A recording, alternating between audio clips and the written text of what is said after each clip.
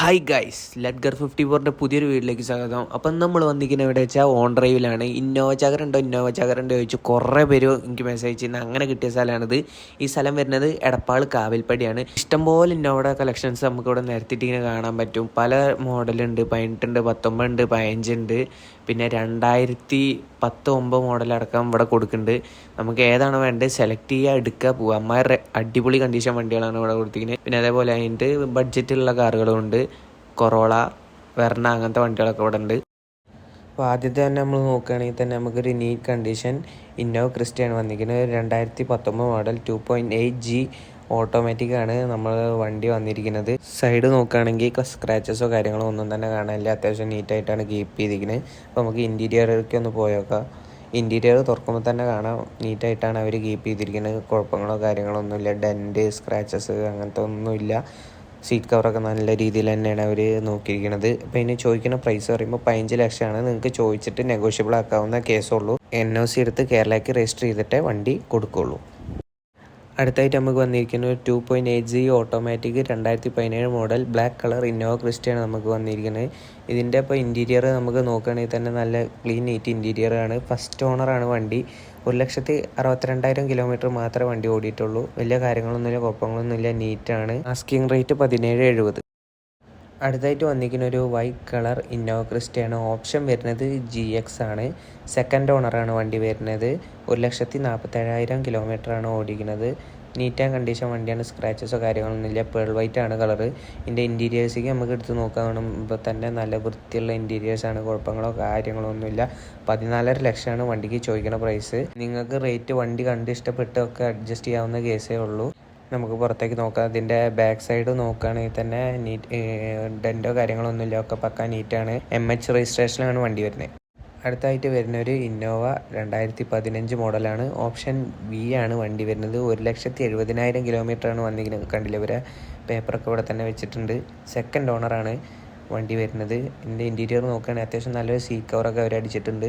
കുഴപ്പമില്ലാത്ത ഇൻറ്റീരിയറാണ്. വലിയ വിഷയങ്ങളൊന്നുമില്ല, ഒക്കെ പക്ക നീറ്റാണ്. അവർ ചോദിക്കുന്ന പ്രൈസ് എന്ന് പറയുമ്പോൾ 9.5 ലക്ഷമാണ്, നെഗോഷ്യബിളാണ്. അടുത്തായിട്ട് വരുന്ന ഒരു 2011 മോഡൽ ഇന്നോവയാണ്. ഫസ്റ്റ് മോഡലിന് സെക്കൻഡ് ജനറേഷൻ GXക്ക് കൺവേർട്ട് ചെയ്ത മോഡലാണ്. ഇപ്പോൾ കൺവേർട്ട് ചെയ്യുന്നതിൻ്റെ ഒരു കാലം തന്നെയാണ്. ഇപ്പോൾ എല്ലാവരും GXക്കാണ് കൺവേർട്ട് ചെയ്തുകൊണ്ടിരിക്കുന്നത്. അപ്പോൾ അതിൻ്റെ ഇൻറ്റീരിയറൊക്കെ നമുക്ക് നോക്കുകയാണെങ്കിൽ തന്നെ നല്ല നീറ്റ് ഇൻറ്റീരിയറാണ്. ഒരു പ്രീമിയം സീറ്റ് കവറൊക്കെയാണ് വണ്ടിക്ക് കൊടുത്തിരിക്കുന്നത്. നല്ല പക്കയായിട്ട് അതിന് ഫിനിഷിങ് കിട്ടുന്നുണ്ട്. നോക്കുകയാണെങ്കിൽ തന്നെ ഒരു ആൻഡ്രോയിഡ് സ്റ്റീരിയോ ഒക്കെ വണ്ടിക്ക് കൊടുത്തിട്ടുണ്ട്. ബാക്കൊക്കെ നോക്കുകയാണെങ്കിൽ തന്നെ വലിയ വിഷയങ്ങളൊന്നുമില്ല, ഒക്കെ നീറ്റാണ്, പക്കയാണ്. 5,20,000 രൂപയാണ് ചോദിക്കുന്ന വില.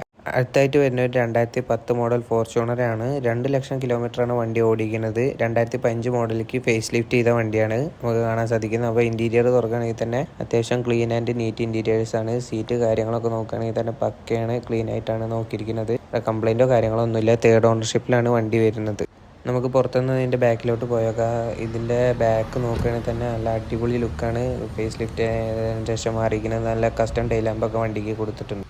അടുത്തായിട്ട് വരുന്ന ഒരു എറ്റിയൻ സ്ലീവാണ്. നല്ല ഗ്രേ കളർ നിൽക്കുന്ന ഒരു അടിപൊളി വണ്ടിയാണ് നമുക്ക് വന്നിരിക്കുന്നത്. നല്ല ക്ലീൻ പീസ് വണ്ടിയാണ്. സിംഗിൾ ഓണറാണ് വണ്ടി വരുന്നത്. ഡീസലാണ്.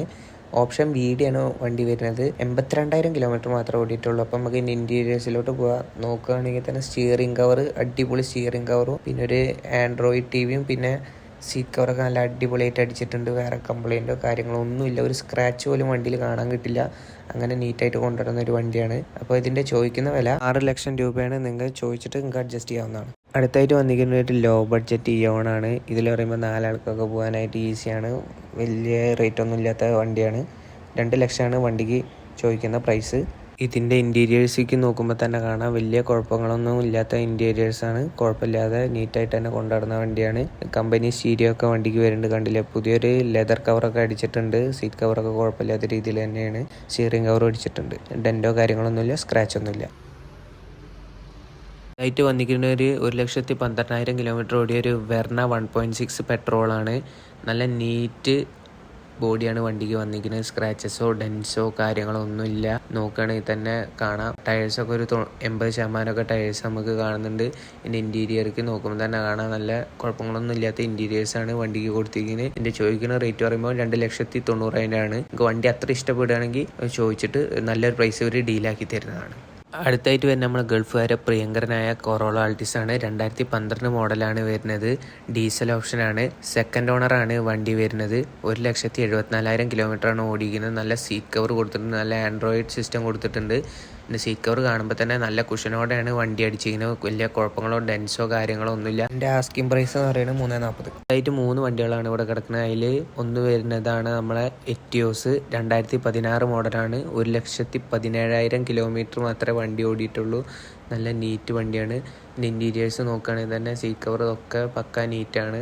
ഒരു ആൻഡ്രോയിഡ് സിസ്റ്റം വണ്ടിക്ക് കൊടുത്തിട്ടുണ്ട്. പക്ക ഇൻറ്റീരിയറൊക്കെ നീറ്റാണ്, കുഴപ്പങ്ങളോ കാര്യങ്ങളോ ഒന്നുമില്ല. ഇതിൻ്റെ ആസ്കിംഗ് പ്രൈസ് എന്ന് പറയുന്നത് 4.5 ലക്ഷം രൂപയാണ്. നെഗോഷ്യബിൾ ആണ്. അടുത്തായിട്ട് വരുന്ന ഒരു 2012 മോഡൽ LXi പെട്രോൾ വേരിയൻറ്റിൽ വരുന്ന ഒരു റിച്ച് ആണ്. 1,07,000 കിലോമീറ്റർ മാത്രമേ ഓടിയിട്ടുള്ളൂ. ഇതിൻ്റെ ഇൻറ്റീരിയർക്ക് നോക്കുകയാണെങ്കിൽ ടിൻറ്റിങ് ഒക്കെ ചെയ്തിട്ടുണ്ട്.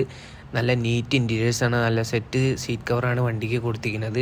LXi വേരിയൻ്റാണ് ഞാൻ എടുത്ത് പറയുന്നത്. 2.25 ലക്ഷം രൂപയാണ് വണ്ടിക്ക് ചോദിക്കുന്ന പ്രൈസ്. നിങ്ങൾക്ക് ലാസ്റ്റ് നിങ്ങൾക്ക് എന്തെങ്കിലുമൊക്കെ ചെയ്യാം. നല്ല നീറ്റ് വണ്ടിയാണ്, എനിക്ക് കണ്ടിട്ട് ഭയങ്കരമായിട്ട് ഇഷ്ടപ്പെട്ടു. അടുത്തായിട്ട് വരുന്ന ഒരു 2008, 2009 രജിസ്റ്റർ ചെയ്ത ഒരു ഇന്നോവയാണ്. പെട്രോൾ വേരിയൻ്റാണ്. കേൾക്കണം, പെട്രോൾ വേരിയൻ്റാണ് വണ്ടി വരുന്നത്.